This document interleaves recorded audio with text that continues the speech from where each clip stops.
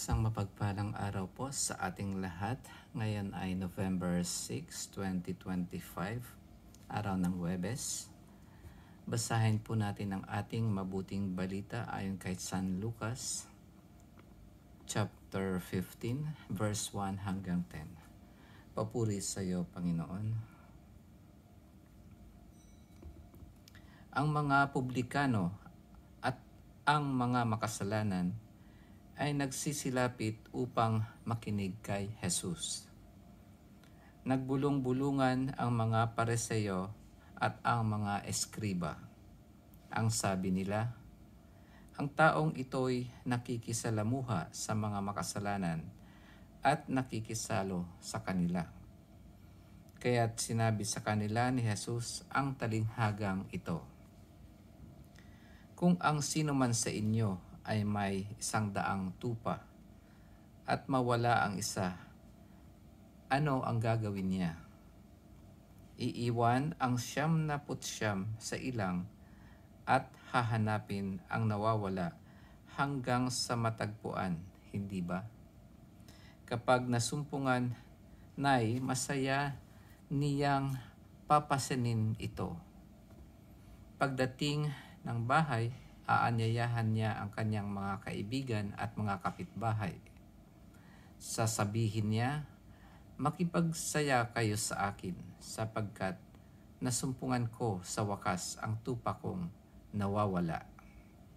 Sinasabi ko sa inyo, magkakaroon ng higit na kagalakan sa langit dahil sa isang makasalanang nagsisisit tumatalikod sa kanyang kasalanan kaysa 99 na matuwid na hindi nangangailangang magsisi. O kaya kung ang isang babae ay may 10 salaping pilak at mawala ang isa, ano ang gagawin niya? Sisindihan niya ang ilaw, wawalisan ang bahay, at hahanaping mabuti hanggang sa masumpungan ito, hindi ba? Kapag nasumpungan na ito ay aanyayahan niya ang kanyang mga kaibigan at mga kapitbahay. Sasabihin niya, makipagsaya kayo sa akin sapagkat nasumpungan ko sa wakas ang nawala kong salaping pilak. Sinasabi ko sa inyo, gayon din ang kagalakan ng mga anghel ng Diyos dahil sa isang makasalanang nagsisit tumalikod sa kanyang kasalanan. Ito ang mabuting balita ng ating Panginoon. Pinupuri ka namin, Panginoong Hesukristo.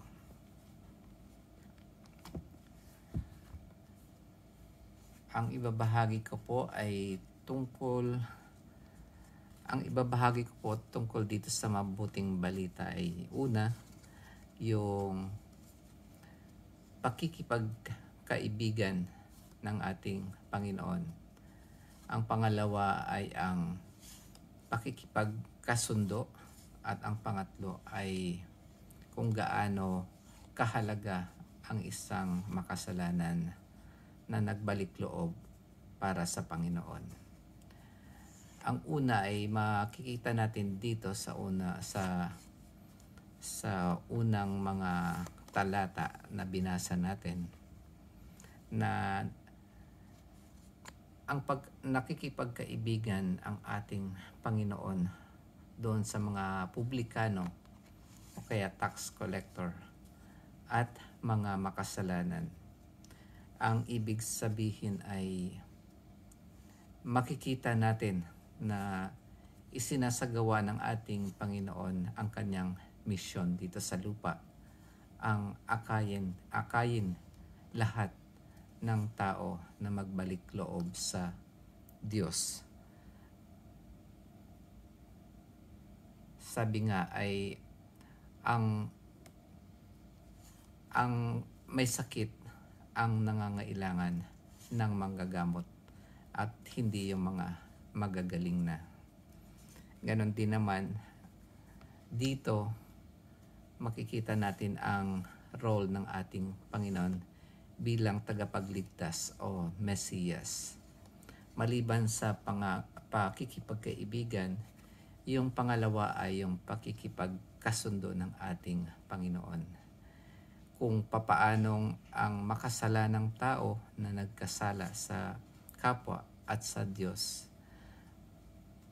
kung paanong ang Diyos ay nakikipagkasundo sa taong mga makasalanan na nakasakit sa Kanya o nakagawa ng kasalanan sa ating Diyos.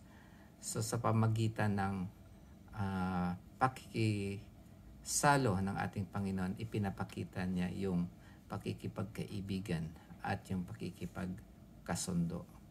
At yung pangatlo ay kung gaano kahalaga ang isang makasalanan para sa ating Panginoon. Dalawang talinghaga yung ibinahagi niya doon sa kanyang mga tagapakinig, mga Pariseo at mga eskriba. Ang una ay ang tupa na 100 na nawawala ang isa. Sa ganang atin, kapag nawala ba ang isa ay iiwan na lang natin basta-basta ang 99 na tupa. Di kaya parang as human as we are, di natin kayang pabayaan yung 99 kasi baka mas marami yung mawawala na tupa sa atin kaysa yung hanapin natin yung isa. Malamang ay kailangang i-secure muna natin ang 99 na yon bago natin hanapin ang isa. Ganon din naman ang Panginoon. Medyo may pagkaiba dahil ang ating Panginoon ay hindi na kailangang mag-isip pa. Isa lang ang kanyang, kahit isang makasalanan ang nawawala o naliligaw, ang unang mission talaga ng ating Panginoon ay iligtas ito at hanapin. At ganon ang kasiyahan ng mga anghel sa langit na kapag nanumbalik na ang makasalanang tao. Ganon din naman yung pangalawang talinghaga, yung babaeng nawawala ang kanyang salaping pilak. Sa English ay merong tinatawag na groat o silver coin. At sa Greek, ang tawag nila dun sa pilak ay drachma. Ang drachma na coin ay mayroong larawan ng isang hari. Kaya dito, ang nawawalang coin or salaping pilak ng isang babae, ito ay katulad natin na nilikha ng Diyos na sa kanyang image and likeness, na mayroong katulad sa ating Panginoon na mayroong royal or kingly role. So napakahalaga para sa babae na hanapin yung isang salaping pilak na nawawala. At ganun din ang kasiyahan ng babae na natagpuan na ito. Ito ay napakahalaga. At ganun nga ang babae, sa tingin ko ay sinisignify niya yung Catholic Church. Kasi alam natin na ang Panginoong Hesukristo ay ang bridegroom at ang church ay siya ang parang babae dito sa talinghaga. Na kapag natagpuan din natin ang isang makasalanan, ay talagang masaya din tayo dahil nakita natin yung ating kapamilya na nawawala. Pero ang isang pinakamahalagang mensahe sa atin ay yung tatlo. Yung una, pakikipagkaibigan ng Diyos sa atin dahil sa nakikipagsalo-salo siya sa mga makasalanan. Ang pangalawa ay pakikipagsundo sa mga makasalanan na katulad natin na nagkasala sa Kanya.